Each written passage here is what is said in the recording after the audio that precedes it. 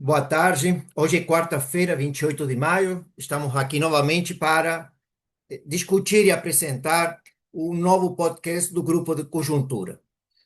Esta semana, não, a última semana de maio, começou não, com boas notícias em geral. No cenário internacional, teve uma certa tranquilidade, não? O governo americano decidiu adiar tarifas para a União Europeia. Isso gerou uma redução dos juros internacionais, provocou uma certa distensão na pressão que vive nos mercados internacionais. Aqui no cenário doméstico, tivemos uma boa surpresa com o IPCA 15, não? O acumulado em 12 meses caiu de 5,5, que estava no mês de março, para 5,4 no mês de abril, mas o que foi mais importante na informação é que a composição também melhorou, especialmente os serviços subjacentes já estão começando a reduzir sua taxa de inflação. No mês de abril, subiram só 0,45%, então estamos bem. Digamos, estamos num cenário onde temos uma certa desaceleração da taxa de inflação, tá? Por outro lado, nesse sentido, a taxa de juros futuros aqui no Brasil caiu, o dólar caiu, teve uma melhora no preço dos ativos locais, não? Especialmente a gente vê na Bolsa de Valores, não? O Ibovespa se mantendo num patamar bastante elevado, tá? Por outro lado, esta semana, sexta-feira, vamos ter a divulgação do PIB do primeiro trimestre de 2025. Existe certo otimismo, tá? Provavelmente o PIB pode estar crescendo, segundo os analistas, por volta de 1,5%, tá? Ou seja, pensando o primeiro trimestre deste ano contra o quarto trimestre do ano anterior, ou seja, continuamos com uma economia com um crescimento bastante consolidado. É claro que depende muito do que aconteceu no primeiro trimestre com o setor agropecuário.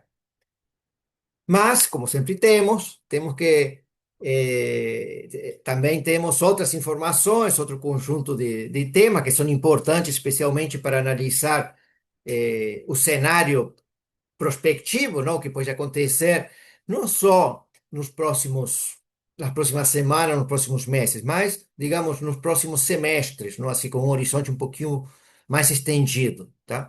Nesse sentido, temos o relatório de avaliação de receitas e despesas primárias, não? Normalmente os analistas chamam de relatório bimestral, onde são analisadas as contas públicas, não? Como é o andamento da questão fiscal aqui no Brasil, não? No caso desse relatório, se apresentaram dados correspondentes ao mês de janeiro até abril, agora é 2025. Temos muita informação dentro do relatório, não? Com vários anexos interessantes para discutir vários temas, tá? Um destaque inicial é que as despesas obrigatórias, segundo a avaliação, esse novo relatório, podem ficar um pouco mais de 36 bilhões de reais acima do que foi aprovado o orçamento no ano passado, tá? Ou especialmente, eh, eh, nesse sentido, parece mais difícil poder cumprir o centro da meta do resultado primário, não? Que para este ano o centro da meta do resultado primário é zero, tá? Muito se discutiu em novembro do ano passado, aquele pacote de ajuste fiscal, sobre o que poderia ser feito, tá? Mas temos um conjunto grande de temas e alguns que têm sido muito comentados no mercado, outros que nós podemos trazer como novidade para vocês, tá? O outro tema que veio junto no relatório, que trouxe muito debate, muita discussão e foi muito discutido, foi o anúncio da elevação do IOF, tá? É claro que assim que foi anunciado na quinta-feira passada, não, no dia 22 de maio, o aumento do IOF desencadeou um grande debate, imediatamente se iniciou uma espécie de grande processo nacional para revogar esse imposto, tá? Esse processo tem sido muito intenso, especialmente no Congresso, com muito debate lá dentro, e algumas entidades empresariais, já se está falando em judicializar esse aumento, tá? De fato, quando a gente está olhando, estamos gravando aqui nosso podcast, nesta quarta-feira de manhã, parecia que apareceram alguns comentários e que poderia ter alguma revogação um pouco mais intensa, não, se uma possível derrota do governo. A gente observa que o preço do dólar tem subido nas últimas horas aqui. Então, temos esses temas importantes, interessantes, e quem vai nos comentar, não, os aspectos mais gerais, e especialmente aqueles destaques que são mais importantes em termos da nossa de análise macroeconômicos para frente, em termos de perspectiva, é a professora Margarida Gutierrez, não? Que sempre faz uma análise muito minucioso, detalhado e competente, não? De questões que muitas vezes passam na análise geral do, que a gente vê dos analistas, tá? Então, Margarida, se você puder, então, apresentar o tema. Vamos lá, Alice. Então, vamos falar basicamente agora do relatório, né, que é o primeiro relatório de avaliação de receitas e despesas, que é obrigatório. O governo congelou 31,3 bilhões em gastos e elevou o IOF, como o Lixo acabou de colocar, com a ideia de arrecadar 55,7 bilhões de reais em 2 anos. Esse número já contempla a revisão, a volta atrás do IOF pela Fazenda no dia seguinte, né? Inicialmente eram 61,5 bilhões de reais que se esperava arrecadar. O anúncio tem um contingenciamento de 20,7 bilhões e um bloqueio de 10,6 bilhões. Já já eu vou falar um pouquinho da diferença entre um e outro. De qualquer maneira, a alta do imposto foi mal recebida pelo mercado, em especial pelo seu impacto em fundos, né? Além disso, o primeiro relatório, ele não trouxe novidades em termos de receitas e gastos. Ele apenas evidenciou verdades que já estavam lá atrás, desde o início do novo arcabouço fiscal, contidas, e que os analistas mais críticos já colocavam, evidenciavam dificuldades para cumprir as regras do novo arcabouço fiscal dentro de uma série de outras regras que a gente tem aí, de indexação de gastos, etc. É, então, esses relatórios de avaliação, antes de eu prosseguir, né, na minha análise em cima do relatório, esses relatórios, eles devem ser feitos bimestralmente. Qual é o objetivo deles? É reestimar receitas e despesas estimadas na lei orçamentária anual. O orçamento é sempre uma previsão de receita e gasto. Então, de forma a garantir as metas fiscais exigidas pelas regras fiscais vigentes, que estão contidas no novo arcabouço fiscal, é preciso que a cada 2 meses o planejamento emita esses relatórios para adequar, então, as metas que têm que ser cumpridas, né? As receitas foram estimadas para baixo em 31,3 bilhões de reais. E os gastos foram estimados para cima em relação à lei orçamentária em 25,8 bilhões de reais no total, né? Bom, no novo arcabouço fiscal, nós temos duas metas que devem ser cumpridas. A meta para o resultado primário, que é a diferença entre receita e gasto primário, e o teto dos gastos primários. A regra do arcabouço é que os gastos primários só podem ter um crescimento que corresponde a 70% do aumento das receitas. As receitas têm crescido muito nos últimos 3 anos, quer seja pela força do nível da atividade econômica, quer seja pelo aumento da base impositiva, né? O Haddad, desde que assumiu o Ministério da Fazenda, tem aumentado a base impositiva, ou seja, muitos que não pagavam passaram a pagar. Então, as despesas estão limitadas a 70% do aumento da receita. Mas tem um teto. O teto do crescimento dos gastos é de 2,5%, e tem um piso. O piso dos gastos primários em termos reais é 0,6%, tudo em termos reais, né? Então, é nesse intervalo que os gastos primários podem se mover, com um teto de 2,5% e um piso de 0,6%, e esse intervalo vai ser definido de acordo com a evolução das receitas. Bom, vamos falar um pouquinho então das metas para 2025. A meta para o resultado primário é uma meta central zerada, com uma margem de tolerância para cima ou para baixo de 0,25 do PIB. do PIB. Então, a margem inferior da meta é menos 0,25% do PIB, ou seja, menos 30,9 bilhões de reais. E a margem superior é 0,25% do PIB, ou seja, 30,9 bilhões de reais de superávit primário, né? E o governo anunciou nessa quinta-feira uma contenção de 31,3 bilhões de reais, sendo que agora eu quero fazer a diferença entre bloqueio, 20,7 bloqueio, 10, desculpa, 20,7 contingenciamento e 10,6 de bloqueio. Qual é a diferença entre bloqueio e contingenciamento? O bloqueio ocorre quando as despesas obrigatórias crescem acima, colocando em risco o teto dos gastos. E o contingenciamento ocorre quando há frustrações de receitas e é necessário contingenciar gastos para cumprir a meta de resultado primário. O bloqueio, eu diria, que é algo mais forte, mais difícil de ser revertido, a menos que as despesas obrigatórias apresentem um comportamento daqui para frente mais benigno. Mas como 91,7% das despesas são obrigatórias e desses 91,7%, 78% estão indexadas ou ao salário mínimo, ou ao PIB, ou à receita, é muito difícil que essas despesas obrigatórias daqui para frente venham mais benignas, tenham uma trajetória mais benigna. Tá? Bom, então vamos falar do bloqueio.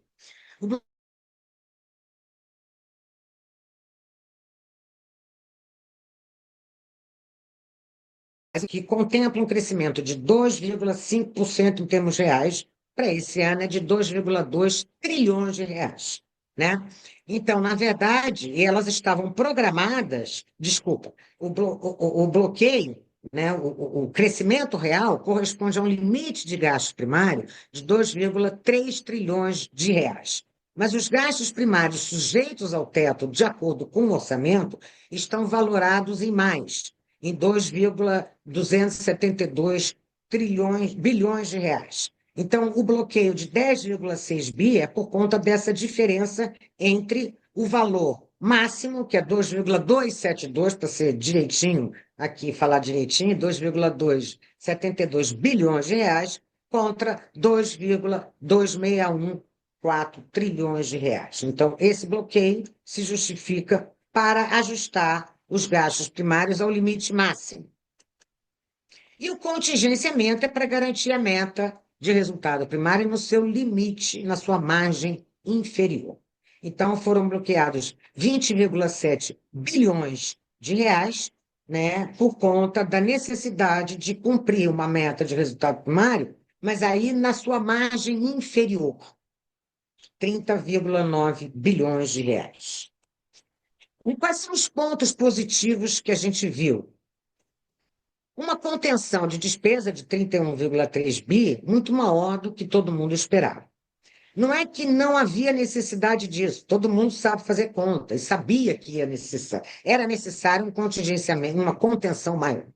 Mas a questão é que, diferentemente de outros anos, 23 e 24, o governo optou por só lá no final do ano fazer uma contenção maior de despesa, né? Nesse ano, não. No primeiro relatório já houve uma contenção que, de fato, foi muito bem recebida, porque isso significa um orçamento mais transparente e, em certo sentido, uma mudança na forma de atuação do governo. Foi um relatório que, nesse sentido, trouxe hipóteses e premissas mais realistas, né? Agora vamos aos pontos negativos. O primeiro ponto negativo que eu gostaria de destacar, e que não é novidade, é como eu falei inicialmente, esse relatório trouxe verdades que já estavam ocultas, mas que a maior parte dos analistas já sabia. É a necessidade de aumento de receitas para cumprir a meta primária, mas na margem inferior. Então, aqui já aparece um primeiro ponto. Não é no centro da meta. Em todos os relatórios anteriores, o governo sempre se dizia é propenso a atingir o centro da meta. Aqui não, ele já está mirando uma margem inferior de tolerância. Então, esse é o primeiro ponto. O segundo ponto é que gastos obrigatórios, como a gente vai falar já já, estão crescendo continuamente, o que obriga a um aumento contínuo das receitas. Então, na verdade, esse será o primeiro aumento de alíquota de impostos que a gente tem, de muitos outros que virão pela frente, caso não haja uma revisão estrutural dos gastos, né? Usando o IOF para isso também tem alguns aspectos negativos, né? O aumento do IOF afasta o Brasil de ser membro da OCDE. O Brasil, em 2021, foi convidado para fazer parte desse clube, vamos dizer assim, que é um cartão de visita, né? E uma das regras, tem milhares de regras para um país aderir e ser aceito nessa organização multilateral, mas uma delas é que não haja impostos sobre transações financeiras. E o Brasil tinha se comprometido a zerar esse IOF até 2029. Então, em certo sentido, a gente está indo na contramão daquilo que seria uma boa posição para o Brasil alcançar. O aumento do IOF aumenta os bancários. O Central tem feito há muitos anos, né, um trabalho intenso de tentar reduzir o spread bancário. Então, por exemplo, cadastro positivo, uma série de outras tentativas, né, vem nessa direção. E nós, em certo sentido, o aumento do IOF, como aumenta o spread bancário, vai na contramão de um esforço do Banco Central. O Brasil é campeão de spreads bancários, né? Diga-se de passagem. E, por último, o IOF, eu nem sabia disso, também tomei conhecimento agora, ele é basicamente um imposto regulatório, utilizado para ajudar na política monetária e cambial, né? Claro, ele tem um efeito colateral, ele gera caixa para o governo federal, né? Mas não é um imposto arrecadatório, né? Nesse sentido. Isso está gerando muita discussão, inclusive judicializações possíveis, né? De agentes de mercado, enfim, seguradoras, colocando isso parece que está na Constituição explicitado, e eu não sei como é que o Congresso vai resolver isso. Tá? Então, o primeiro ponto negativo é a necessidade de aumentar a receita. Por quê?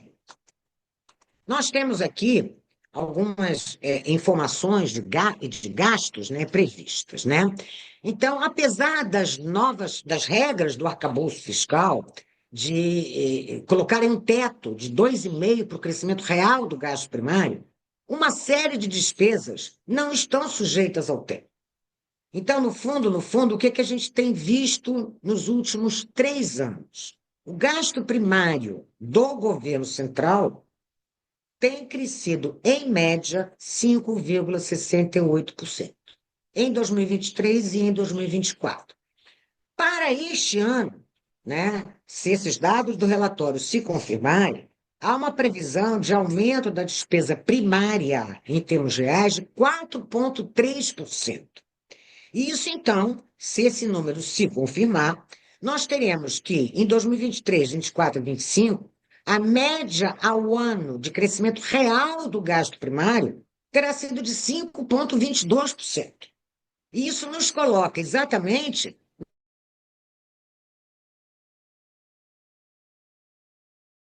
de um crescimento de 1% de gasto primário real, em média, ao ano.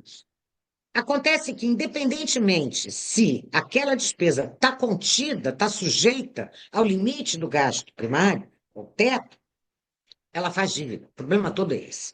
Aquela despesa, e a despesa total, é a que conta para a trajetória da dívida pública. Então, o que a gente está percebendo, quer dizer, está vindo à tona, a gente já sabia disso. Nós, inclusive, aqui no grupo de conjuntura, temos uma série de simulações já há muito tempo falando sobre isso, né?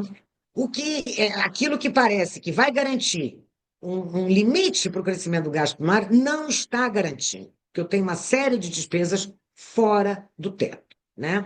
Então, para esse ano, por exemplo, quase 7% das despesas primárias estarão fora da meta.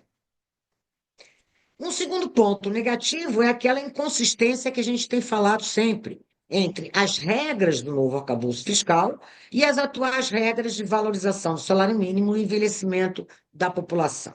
Então, nós temos aqui importantes despesas obrigatórias, como, por exemplo, INSS e BPC, que estão crescendo muito acima e sistematicamente acima do teto, que significa dizer que outras despesas terão que ser comprimidas, né? Então, por exemplo, para este ano, nós temos uma previsão de aumento do gasto com o INSS em termos reais de 4,73%. Essa despesa pesa 43% na despesa primária. E para o benefício da prestação continuada, que é a lei do idoso, nós temos uma previsão de crescimento real do gasto de 4,5%. Esses dois números são muito acima do teto de 2,5%, né? Embora uma série de despesas esteja fora do teto, mas essas duas estão dentro do teto. E o BPC pesa 5%, mas cada vez está pesando mais. Esses dois crescimentos estão muito associados à política de valorização do salário mínimo e ao envelhecimento da população brasileira. Então, esse é um segundo problema que a gente percebe e que veio à tona, não é novidade. Por último, eu gostaria de destacar que as regras contidas no arcabouço fiscal e as regras de indexação dos gastos primários não dão conta de garantir uma trajetória estável para a dívida pública PIB. Então, apesar desse conjunto de regras que a gente tem, né, nós temos uma previsão para este ano, é que a dívida pública PIB vai encerrar dezembro em 80% do PIB. Não custa lembrar que em 2022, em dezembro de 2022, a dívida pública PIB era de 71,68% do PIB. Então, a dívida pública terá crescido 8,3 pontos percentuais do PIB em apenas 4 anos. Lembrando que nesses 4 anos, a economia brasileira cresceu muitíssimo, mais de 3% ao ano. Então, também não se justifica a gente ter um aumento de gasto para tentar injetar demanda agregada. A economia cresceu muito, muito, inclusive acima do seu potencial, tanto que o Banco Central está subindo a taxa Selic, uma das razões são pressões típicas de demanda. Então, gente, era mais ou menos isso que eu queria colocar, né, para vocês. Não há nenhuma novidade em todos esses números. Tem um aspecto positivo, que é a maior transparência do orçamento, né? De fato, as projeções de INSS e BPC, pela primeira vez, elas estão mais ou menos próximas àquelas que nós, no grupo de conjuntura, já tínhamos projetado. Pela primeira vez, o primeiro relatório tá. Então, é mais transparente, facilita a vida do analista, facilita a vida de quem quer olhar as contas públicas. Mas os números são extremamente preocupantes. Era isso, Lígia, que eu queria colocar. Margarida, te faço uma pergunta. Vocês têm destacado já digamos, já faz alguns anos que você tem discutido a questão fiscal e como ela, de alguma forma, vai se complicando, de alguns gargalos que podem aparecer, as dificuldades que aparecem para conseguir levar o arcabouço fiscal. De fato, fomos surpreendidos quinta-feira passada com esse aumento de IOF, não? Que era uma coisa totalmente impensada, não? Antes disso.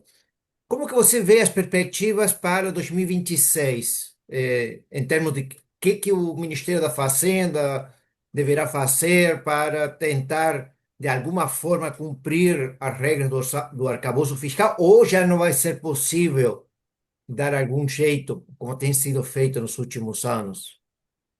Olha, acontece o seguinte, Lígia.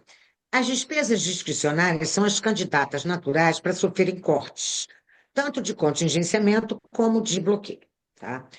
O que acontece é que as emendas parlamentares agora são, as emendas parlamentares de comissão são despesas discricionárias.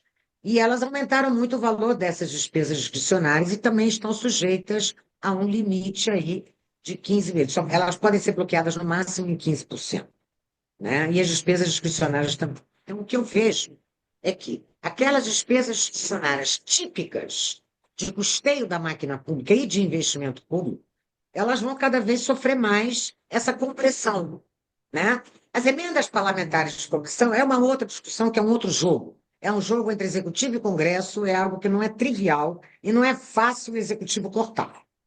Tanto que agora o governo está ameaçando, né? Se o IOF não for aprovado no Congresso, as emendas de comissão, discricionárias, ele vai ter que fazer um corte para baixo, serão congeladas e coisas desse tipo.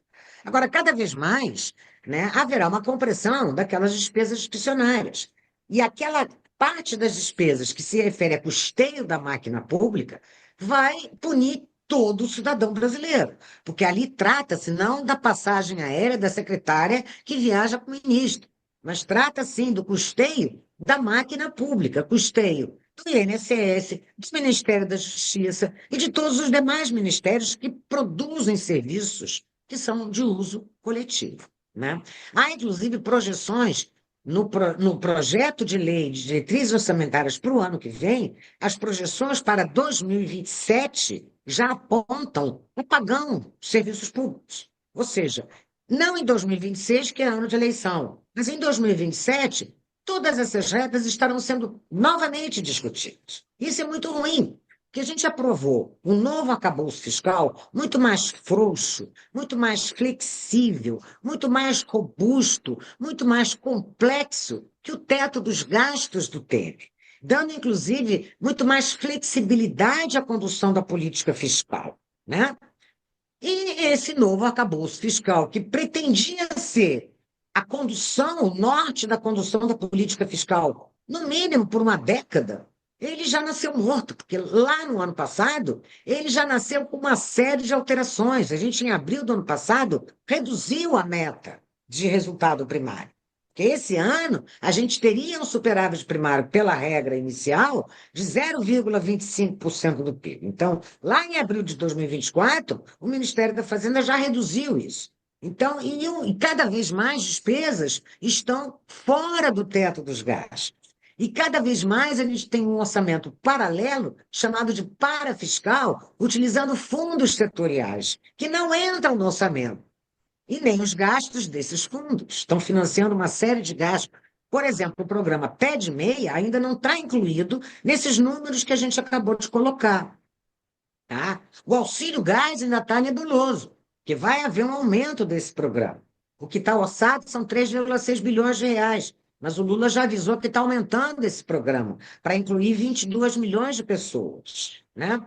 Então, o que a gente está percebendo é isso, quer dizer, para 2026 vai ser mais do mesmo. Mas porque ninguém vai querer discutir mudança de regra. Agora, 2027 é uma corrida que a gente tem marcada contra o tempo. A gente tem um encontro marcado com a discussão das regras fiscais, o que é uma pena, porque isso já foi feito ao longo do ano de 2023. O ano inteiro, a política macro de curto prazo ficou na discussão fiscal. E a gente vai estar novamente discutindo com o novo governo. Um pouco, Então, digamos, acho muito ruim. digamos, existe uma certa, digamos assim, vocação para gastar do governo que não Todo consegue. governo tem vocação para gastar, Lixa. Eu acho que isso está na nossa literatura, nós conhecemos. Acontece o seguinte, que todo governo também tem que sucumbir às leis, que ele mesmo colocou. Esse novo arcabouço fiscal foi proposto pelo atual governo, né? Então, como é que ele não herdou? Inclusive, a PEC de transição deu a este governo 170 bilhões de reais a mais para gastar extra-teto gastos do Temer. É por isso que a gente está com esses números assim. Agora, o orçamento não é como coração de mãe, como eu falo, cabe todo mundo. Não cabe. Orçamentos são escolhas. O tempo todo no orçamento está fazendo escolhas. Na nossa casa é assim, e no governo também é. Né? O que acontece é que eles têm aí uma trajetória, o juro real de uma dívida pública está pagando 8%. Qual é o país que paga isso? Isso, na verdade, tem implicações sobre o resto da economia. Uma empresa que queira lançar uma debênture vai ter que pagar daí para cima. E o custo do crédito, o juro, é um preço macroeconômico básico, que condiciona, e Schumpeter nos diz isso, o crédito é fundamental, é a mola propulsora. Como é que uma empresa pode pagar isso de juro para financiar um investimento? Então, é claro, o PIB está crescendo, que a gente vai ver, né? Amanhã vai ter um número, sexta-feira vai ter um número muito bom, mas a gente tem uma série de estímulos fiscais e parafiscais por trás desse PIB, né? Então, isso é muito ruim, porque todos esses estímulos estão gerando consequências negativas para o resto da economia.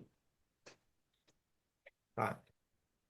Bom, Margarida, ficamos por aqui. Obrigado pelos esclarecimentos, não, por todo aquilo que você sempre nos eh, eh, esclarece-nos, ajuda a entender um pouco melhor esses números fiscais, tá?